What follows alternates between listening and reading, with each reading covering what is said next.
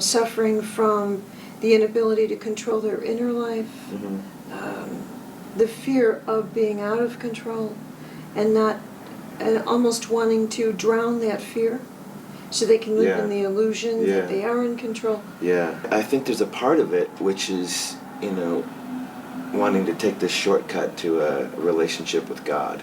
I think that's sort of where the name Getting High comes from.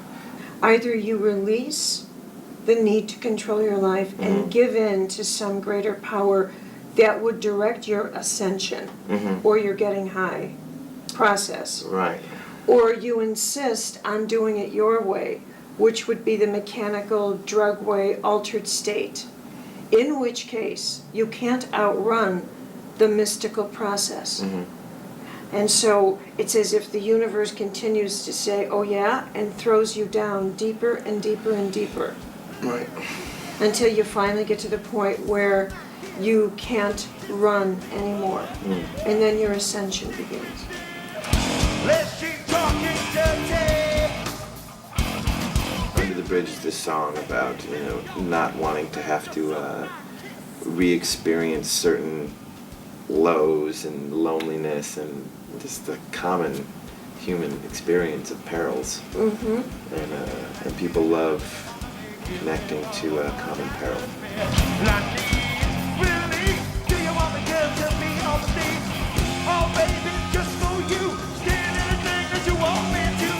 When I write lyrics for my songs, I'm not thinking of making things better in this world at all.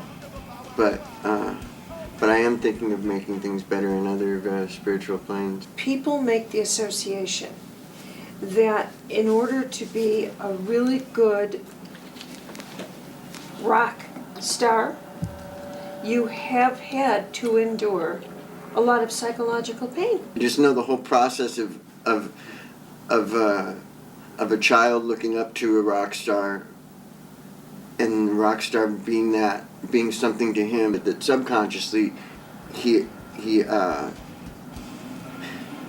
connects to a great deal.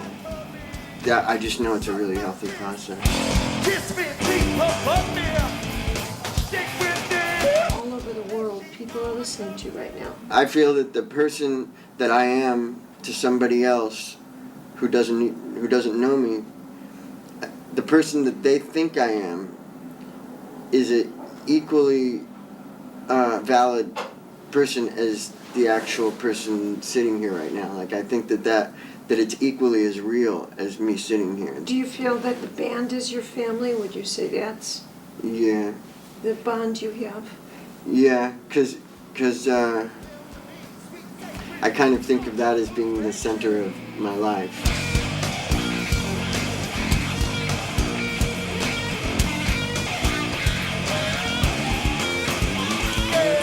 It's far easier to think that behind the scenes you're doing something wild than the way you really live. Right. To see you doing yoga and to pray together and to be so conscious of your nutrition and your environment, that's a phenomenal thing. It's so much more thrilling and exciting and wild to me to feel like there's this enormous field of growth in front of me.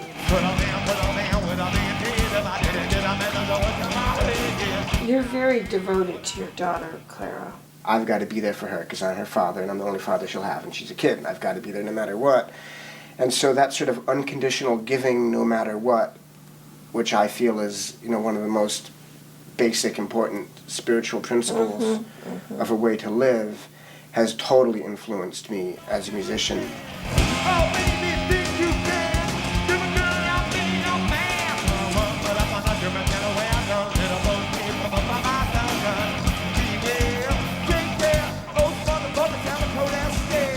do you see the younger generation?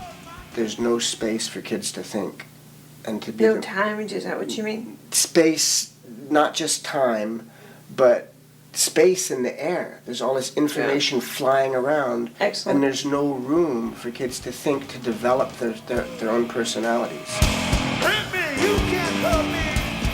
Suck my kiss. Kiss me, please, both of me. Stick with me, let's keep talking today. Give to me, sweet, sacred, lift your mouth,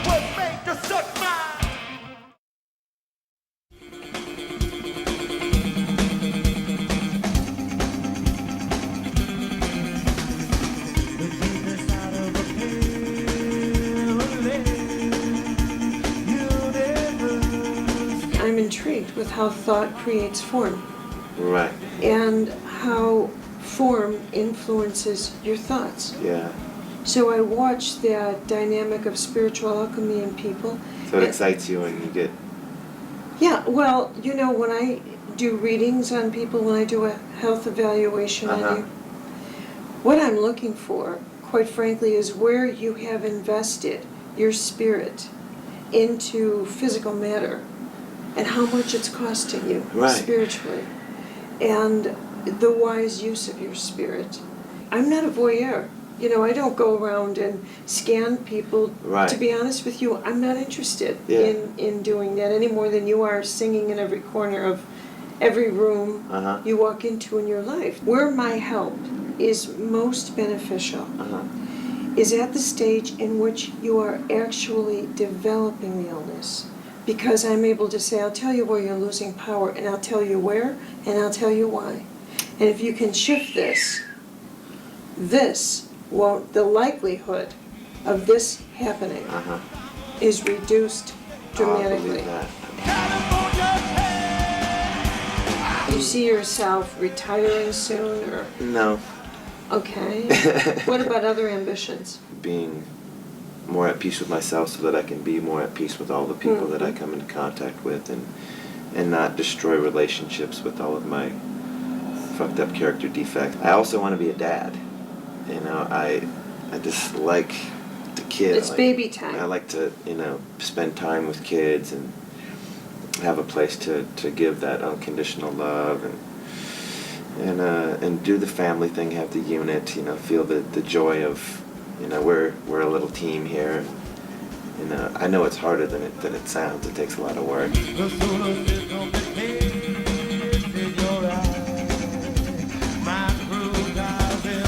There's a constant kind of communication, not with human beings. You, just for clarity's sake, are referring to a non-physical, Yeah. like an angel. Yeah. I don't know. I know it involves a language that I don't consciously understand, that subconsciously somewhere in myself I do understand, and I know that I can translate ideas that they give me in their technical form, in their language, into a musical representation of of that idea, without being conscious of it. I know I'm doing that. There aren't many people in your occupation that would admit to feeling that they are, should we use the word co-creating or co-scripting music with an angel.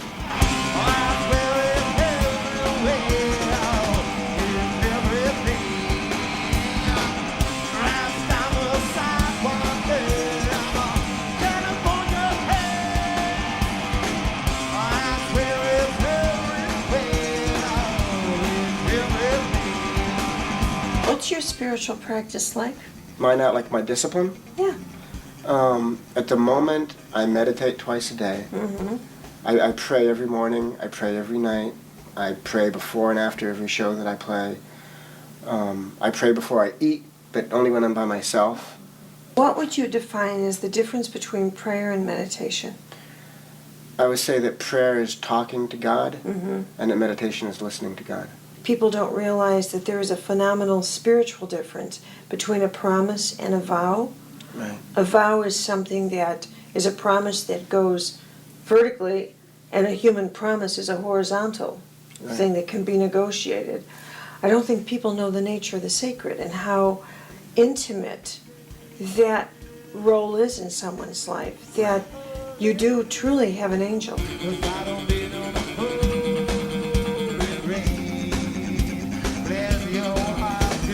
Often I'll hear people complain about their situation, about how unhappy they are.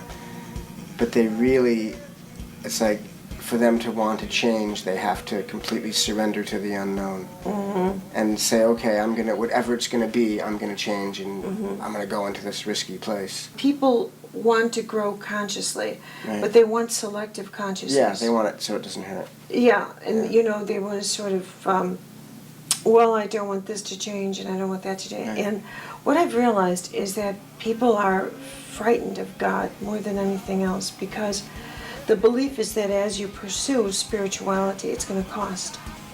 And there is an exchange. Yeah. You know, that's absolutely true. And it's the change that goes with surrender and with finally realizing I cannot make my physical world more important than the spiritual.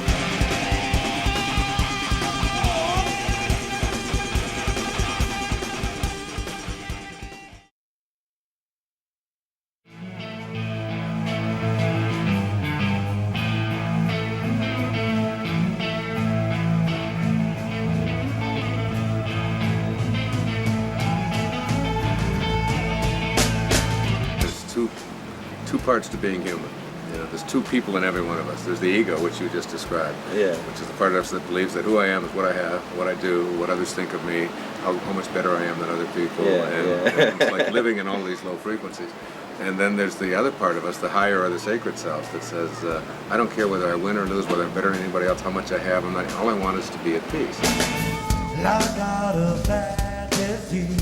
But is there not a time for a low frequency? Just when you're sort of relaxing and... You start using your intuition, you start using creativity, you start using insight. These are higher frequencies than fear and stress and anxiety. And you just call that in. You can call that in at will. You can do that in your emotional health, you can do that physical health, you can do that in consciousness. Einstein said nothing happens until something moves. The sound ah does appear in the word God. And it appears in the name for God in every language in the world. And it's the sound of creation. I bet you're one of the only rock musicians in the world doing yoga. Is that true? It seems pretty popular nowadays. I thought I could already do the splits and stuff. So I was able to progress at it really quickly. You're not kidding. I mean, if you can put your legs behind your head. Yeah. Let me see that. That's astonishing. But you know, there's a lot of mind in that too. There's a lot of, you know, like yoga. You know, the word yoga means union. What meditation does and yoga is very similar. Is it pushes you in touch with the oneness.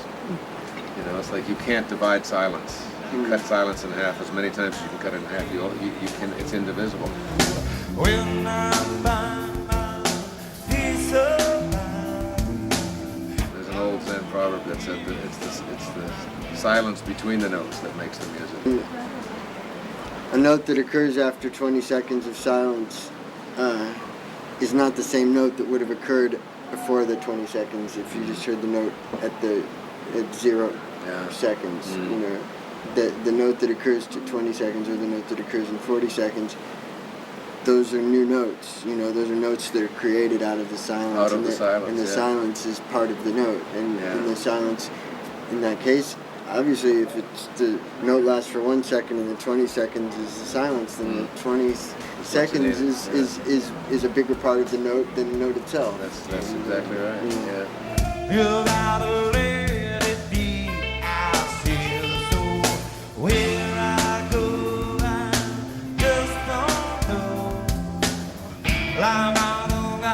Gotta take it slow. The secret to success in life is to fall in love with what you do, and then what you do is you sell the love.